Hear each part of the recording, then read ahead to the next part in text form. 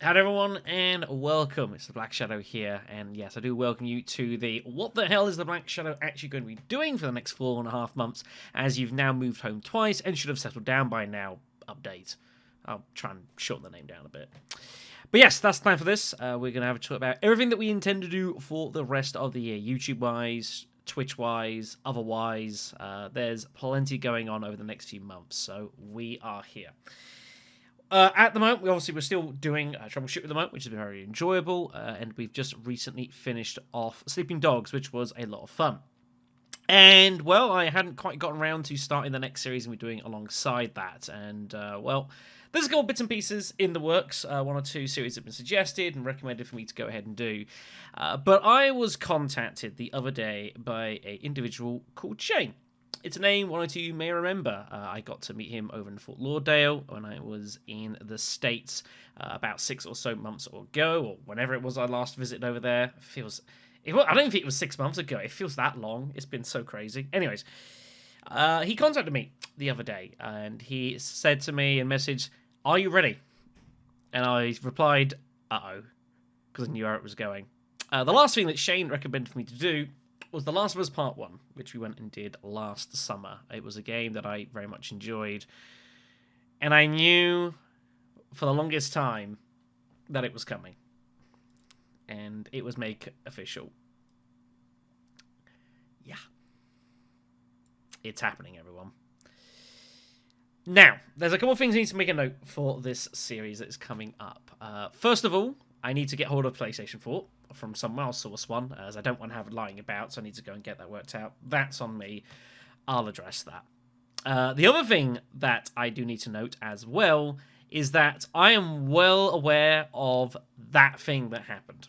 Now, I'm not going to say what that thing happened, in case there are folks watching who are not aware, but the simple truth of the matter is that when you deal in horror gaming, and you have involved in multiple servers that involved in horror gaming, it's simply impossible to not come about what this event was. Now, I don't know when it happened. I don't know how it happened. I don't necessarily know why it happened. But I am aware that it happened. So it's going to be interesting to see when that occurs, what I make of it. It's also going to be kind of a weird series for me as well. The last one, funny. But the first game, I really enjoyed. I thought it was a lot of fun. I really enjoyed the story. The characters were good. But it did come at a very strange time for me, namely, my closest friend dying about a third of the way into the series out of nowhere. And that definitely did have its effects. It definitely made me kind of view the game through a different lens, and it kind of made it more meaningful to me in a way, as things do sometimes. Now, I'm not suggesting that you should get your closest personal friends to die in the midst of long gaming series so that they mean more to you in the long run. I'm just saying that it is an interesting side effect that happens on occasion. But I'm very much looking forward to doing part 2 of The Last of Us. It was well received by many. There was some controversial moments, I'm aware, that happened, of course, the game, and we'll be looking to get this started fairly soon. Now, it should be noted there are a couple of other series that are in the works, notably Metal Gear Rising Revengeance, which is a Patreon request from Starfruit, which I will be looking to do. Of course, I've not touched any Metal Gear games since the second one, way back, and a couple of people asked me on occasion if I'm going to do the third game, and I get the impression if I was going to do the third game, I would have done it by now, so it's probably not going to happen at this point, except for the price of $100. No.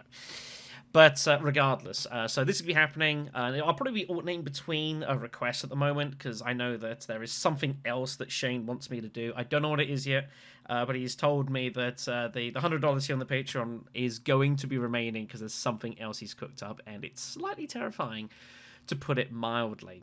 There are obviously other bits and pieces I want to do as well. I also have another Patreon request from Starfruit for Persona 5 Royale, which isn't going to be starting for a little while, as we're still in the midst of Troubleshooter. And I did also say that I wanted to do Final Fantasy X-2. I haven't played that game in a long time. Final Fantasy X is a fantastic game. And X-2 is an interesting entry to the series, but I do want to get my hands on that. It's been many years since I've touched that. So as far as like that side of things in the long series, there's plenty of bookings at the moment, which is not a bad thing. But it will be a tiny bit of watch this space as far as YouTube's wise. Again, that's the plan. I don't expect it to change a huge amount. Obviously, there is going to be some other uploads coming up as well. We've got Texas Chainsaw Massacre, which is coming out on Friday, which I'm looking forward to. I'll get that to a moment in the Twitch side of things. Plenty of news on that front. So that will probably be doing a bit of recording, and some of the stuff from the streams will probably go up onto the YouTube as well. But like I say, a lot of my immediate focus the past few weeks has been specifically on Dune Imperium and my work with Hidden Assets. There's been lots of news of that as well recently. The next expansion, Uprising, it's a standalone game, got announced over the weekend, as well as Dune Imperium Digital, which is pretty big news for us with the stuff we do. So it's been pretty busy in that respect, and I've had to delve a lot of time into that and other things that have been going on as well. So I'm hoping I'm going to be able to straddle the line here fairly well. Admittedly, I'm not 100% sure how well this is going to go, but hopefully well enough. So that does bring us very nicely to Texas Chainsaw Massacre, which is coming out on Friday. This is going to be a 4v3 asymmetric horror game, as you can sort of see in the trailer here, and it's what I'm very much looking forward to. Think of kind of a bit like Dead by Daylight, but a bit like Resident Evil Resistance, and it's somewhere in the middle. I don't know if comparing it with Resistance is a good thing or not, but to me, I really enjoyed that game, and as such, yeah, I'm looking forward to it. This is obviously based off of sort of film stuff and whatever else, and I think it should be a lot of fun. There was a testing beta that was out a couple of months ago. I never got a chance to give a spin of that, unfortunately. We do have the game, and we're ready to crack on with this. Now, the reason I say there's a bit of resistance about it is that the survivors, or the victims in this case, all have kind of their own sort of specialities. Some are a little bit more brawny, some are a bit more technical skilled. So there's going to be a degree of kind of role delegation amongst that. Much like there was Resident Evil Resistance. You know, you had like Martin, who was very good at dealing with traps, January with cameras, Val was your healer, Becca was like your shooter, that whole sort of thing. So there's going to be some elements of that as well. I hope this game does well. I hope it gets a decent spin of it at the start. It could be a bit all over the place, but again, they've done plenty of technical testing, so I think there is going to be some hope here. And it's not like I'm expecting this game to like rival Dead by Daylight or any stretch of imagination. It's kind of in its own stratosphere at this point. But I hope that even for a few months, you know, for the rest of the year, this is going to be a good spin and that we enjoy it. This is going to be taking the place of, as I've mentioned a couple of times stream-wise, like normally this time we've done like Resident Evil Outbreak stuff. And the truth is that we've done the Outbreak Ruffle Raffle for like 5 or 6 years in a row, and a break is needed. As much as I've enjoyed it, we've had many good memories, and I've done well out of it. I figured this year is going to be a time just to put it on the back burner. This is coming out. Let's give this a spin, go into it, see what comes out of it, and we'll work things as go. That doesn't mean that Outbreak is consigned to the bin of history, however. It is far from the case, as I will make mention of shortly in this video. But for the time being, this is going to be a spin. I'm sure I'll do some solo stuff. I'm sure there'll be some playing with some folks as well. And I think it'll be a good experience. So Chainsaw Massacre is going to mark the return of the Twitch channel, as we've done very little streaming in the past couple months. Again, circumstances have kind of got in the way of that, you know how it is. So the plan is we'll be doing probably at least once a week on that. I might do some bits during the week as well if I'm fancy. If I'm really enjoying the game. If you think back to when Resistance came out, again, a little bit of a different story, but I was like doing a lot of playing of that on stream. There was times I was just playing it locally and uploading games that were really notable onto the YouTube channel, along with some of the live stuff. And again, I would encourage, if you've not seen it, do go check out the Resistance playlist I've got on YouTube. There's lots of awesome games. Some real wild stuff that happened, but a lot of memories looking back at that. Some of the notable villains that I came across more than once in that game, and some notable survivors that we had on our team as well. Stoop played really well, I seem to recall. So that's going to be the plan. That'll be on Friday. I don't know exactly the time. There is an event scheduled on the Discord server for 4 PM UK time, but it might be slightly sooner, it might be slightly later. It's a little bit depending on how things play out. And I'll be looking to get some of that done.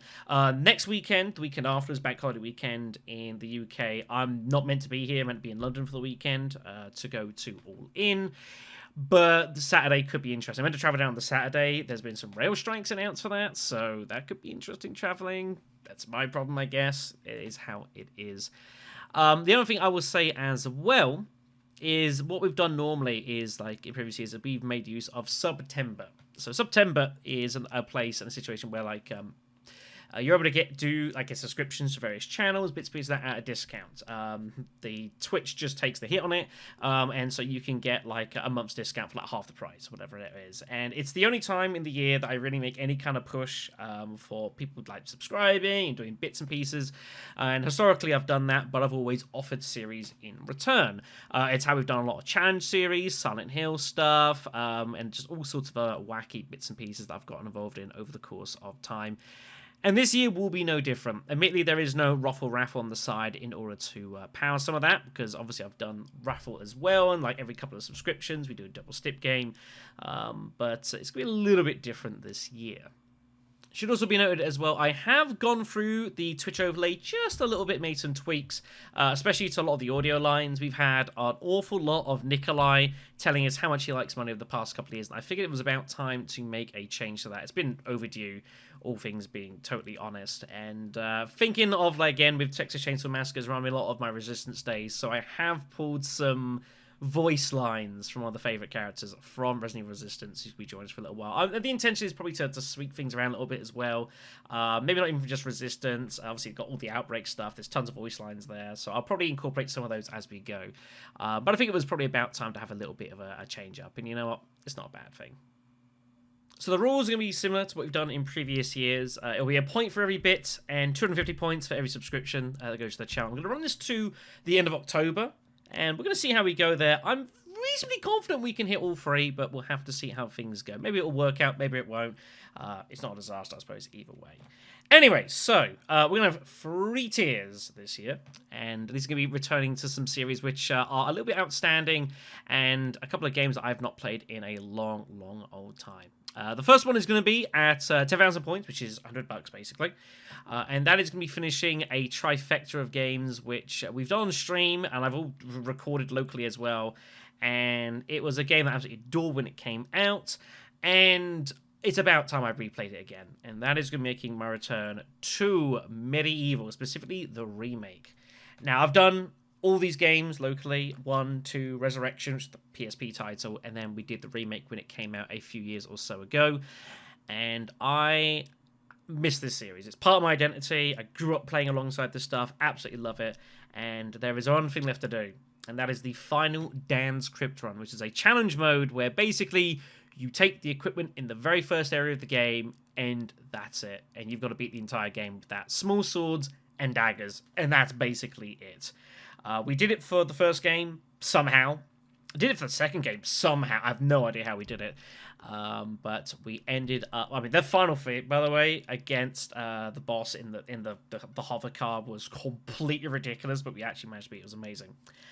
Anyways, I haven't played MediEvil for ages, and it's always nice to return to, and it seems a really, really good way to make a return. The remake of the game was very faithful, really nice. Not the easiest game in the world, by the way. It was a little bit tricky in sections, and it has been a while since I've last played it, but this is going to be the first tier. If we can get to $100, I will attempt the Dan's Crypt Challenge on MediEvil Remake, and I don't legitimately know if I can beat this, but Dan will give it a spin. So the next tier is going to be at $250, and this is also going to be finishing off a trifecta of series that we have done on the Twitch, and another series which I have also done plenty of locally, and this time it is going to be the final, probably the final, although I really don't know sometimes, of the Melee-only runs for Silent Hill. We will be returning to Silent Hill 3, possibly the best Silent Hill game in the franchise. I know some people who would definitely agree. Now, the last time that I played this game, we played the Silent Hill HD collection on the, I think it was the PlayStation 3. I might have played it on, might have been 360. I can't quite recall. Either way, it's not the best port of the game going, truth be told. It's challenging, to put it mildly. And that's something I'm going to look at, how I intend to play this. It is obviously on a couple of other consoles around here and there, and that's for me to work out. But we have done Melee-only challenges for both Silent Hill 1 and Silent Hill 2, which have been very challenging, as I'm sure you expect. The Melee-only run, by the way, of Silent Hill 1, if you've not seen it, you need to go see it. It was outrageous. There were some of the more crazy boss fights I've ever done.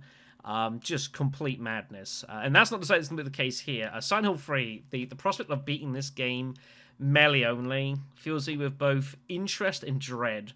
Mainly because of the final boss fight. I have no idea how I'm going to beat this melee only. I have thought about it a bit. I have a couple of plans. There is technically a way to do it. You can kind of cheese the boss a bit. There's a certain thing you can do.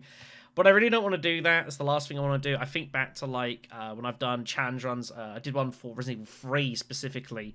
The Handgun Only challenge. And trying to beat Nemesis at the Clock Tower fight. There is a spot where you can literally just get him stuck. Or the melee only, when I had the knife only.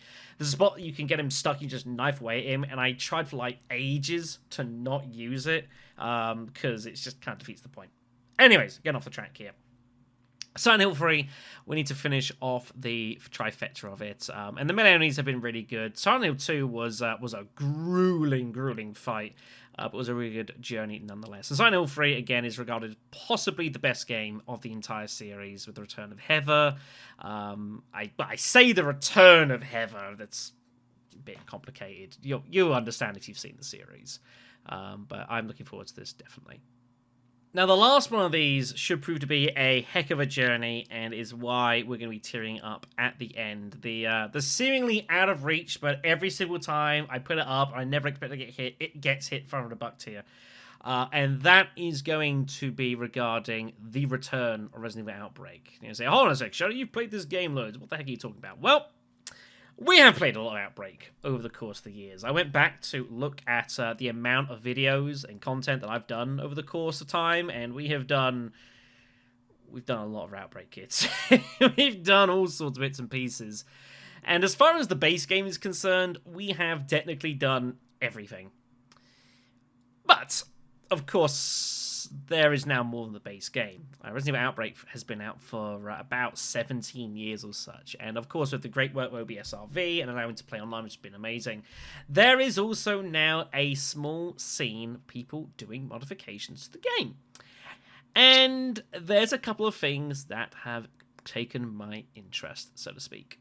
So, as and when we hit the $500 tier, I will be getting ready to do some streams for Outbreak and the Return, and we are going to be looking at a couple of mods in particular. I might do these by myself, I might ask Azumi and so to join, but there's one in particular that's taken interest, and that is called Terror Mode.